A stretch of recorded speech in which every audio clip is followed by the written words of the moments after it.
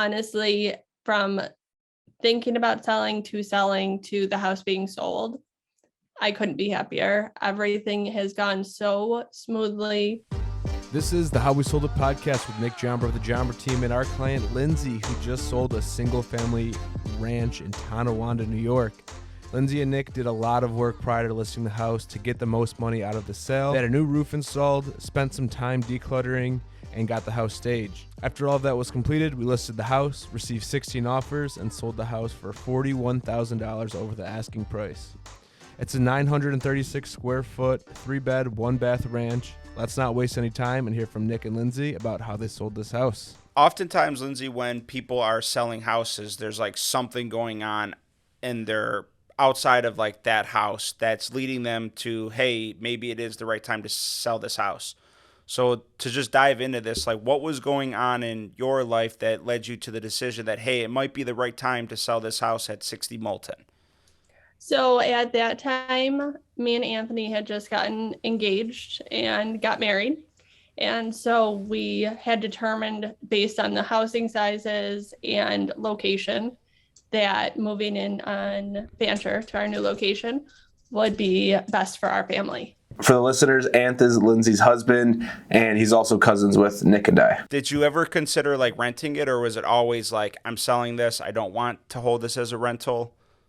I did consider renting it. However, with the market and with the responsibility of being a parent, working full time, Anthony owning his own business, it didn't make sense for us as a family.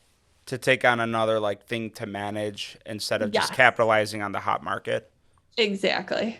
That makes perfect sense, because when you think about how much money you're going to make every month versus how much money you can make with the sale, you know, you just got to look at those two numbers. What does it look like, and how does that fit into your personal equation?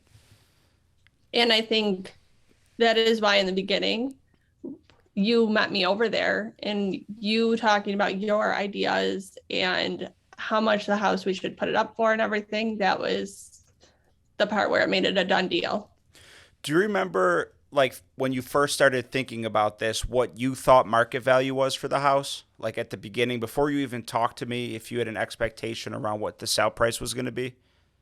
Honestly, I was thinking 135 maximum what I would get for that house.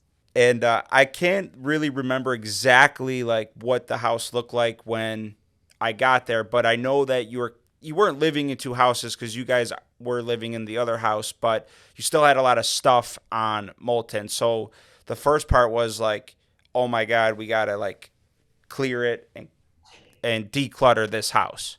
Yes, especially with having a 10-year-old girl, you accumulate a lot of toys and stuff. So that was one of the biggest things, was just going through everything and getting rid of stuff we didn't need anymore, stuff that she had outgrown, and doing that was the biggest thing for that. Was that, I'm always curious to people because I have a very hard time, not a very hard time, but it's a hard conversation to have with somebody like, yo, get this shit out of here, get this shit cleaned up. Like, how was that experience for you? Like, was it easy? Was it hard?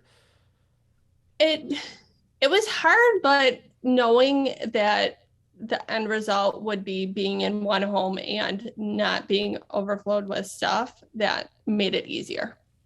Made it easier to commit to the process, knowing what the results would be like. Exactly. You ended up investing in the staging of the house too, to make sure that people consume this house as best as possible. Yes. With Distinct Design by Joanne, I had a phenomenal time working with her because she goes in and she sees it very objectively. Like, okay, I have this to go in here. You don't have to do one part of the process, and her vision is beautiful. And she executes like each and every time. And I asked her to send me all the addresses she staged for us recently so that we could try to start putting some data behind, like, because I know that we stage 90% of houses and 100% of those staged houses sell, and they sell quickly and they sell for over asking. Just to summarize things for the listeners, before listing the house, Nick, you went over to meet Lindsay to talk about how to maximize the sale price. Nick, you suggested doing some decluttering, some staging, and a big ticket item, putting on a new roof. Nick, talk about why you suggested putting a new roof on the house. Putting the roof on there just opened up that buyer pool to all buyers who are buying with the mortgage to buy the house. And that worked out well. We were going back and forth with how to do the roof for a while, and I know your husband, my cousin, was going to get up there and do the roof himself, but we kind of ex-nayed that idea a little bit.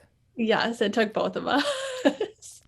And we hired someone to put a roof on before we even listed the house. In that, honestly, the curb appeal with that, I think raised the value so much, because it's not like you look at the house from the street and you see, oh, first thing, it needs a roof. I think that really helped a lot. Lindsay, do you remember how much the roof cost? It was under 10,000. Do you think you saw more than $10,000 worth of value from it? Oh, yes.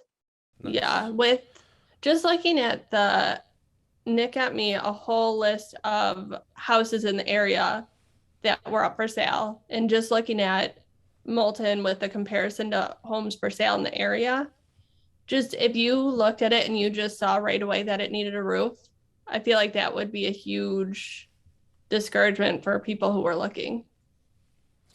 And then handling that objective just makes the house sellable to everybody. So you just increased your audience of people willing to buy the house. Just some context for the listeners. When someone buys a house with a bank, the bank requires an appraisal. It's an additional inspection, just so that they can make sure the house is mortgageable and is worth the amount that they're lending to purchase it for.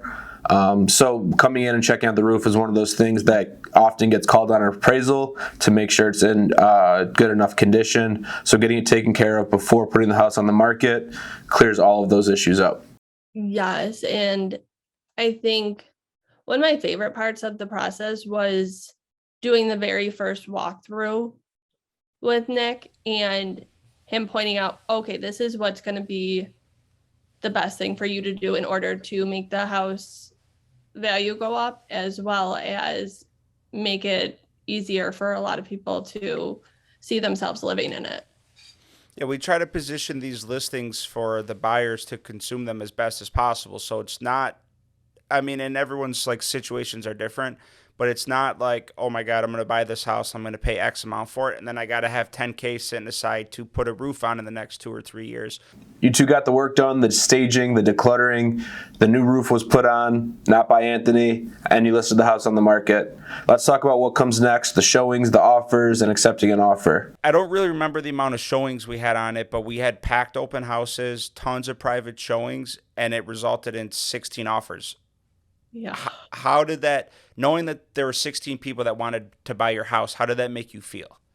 It was a huge relief, because it just showed that all of the hard work paid off and that everything was worth it, as far as talking Anthony out of putting the roof on himself and everything, moving everything, staging.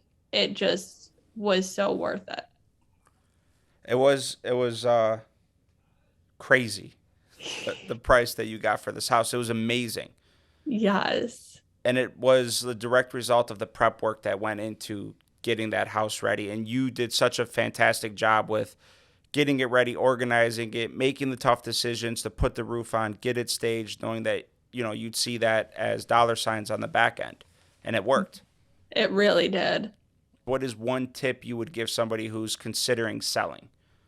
Make sure you're with a real estate agent who cares about not only you benefiting, but what's best for the property and the people buying it.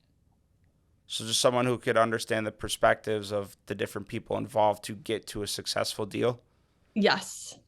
To wrap it up, summarizing your experience selling with the Jumper team, what are your thoughts post-closing, money's deposited, houses sold? I would recommend the Jumper team to everyone I know. Honestly, from thinking about selling to the house being sold, I couldn't be happier. Everything has gone so smoothly, and I became very knowledgeable on a lot of the subjects that I wouldn't have even thought of in going into it.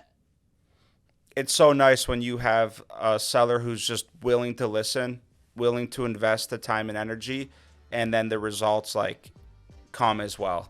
It was just a full circle, like slam dunk deal for you and your family. It's amazing. It was so nice. And we appreciate you trusting us to help you execute. We could not have done it without you.